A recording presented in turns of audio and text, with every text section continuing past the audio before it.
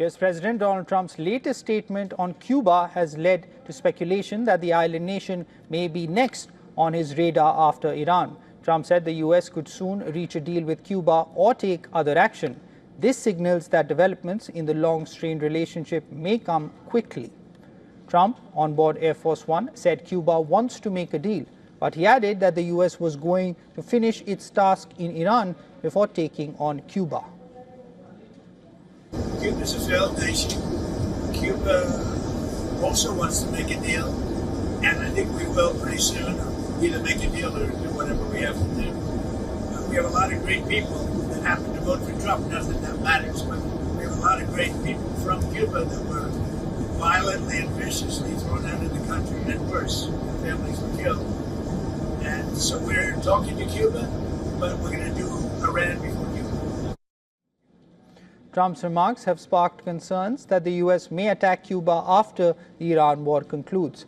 His comments come as tensions between Washington and Havana remain elevated. They follow years of US sanctions, diplomatic friction, and disputes over migration and security. Earlier this month, US Senator Lindsey Graham, a Republican and an ally of Trump, had also made similar comments. He had told Fox News, and I quote, "Cuba's next," unquote. He added that days of the quote unquote communist dictatorship in Cuba are numbered. In January, the US imposed a fuel blockade on Cuba. This was shortly after Cuba's ally and a key provider of oil, Venezuelan President Nicolas Maduro, was abducted in a US military operation. Maduro's abduction and the American fuel blockade have cut Cuba off from Venezuelan oil. Cuba also has a strategic partnership with Iran, which is under US and Israeli attack since February 28th. Before the US-Israeli war on Iran, Trump had said he wanted a friendly takeover of Cuba.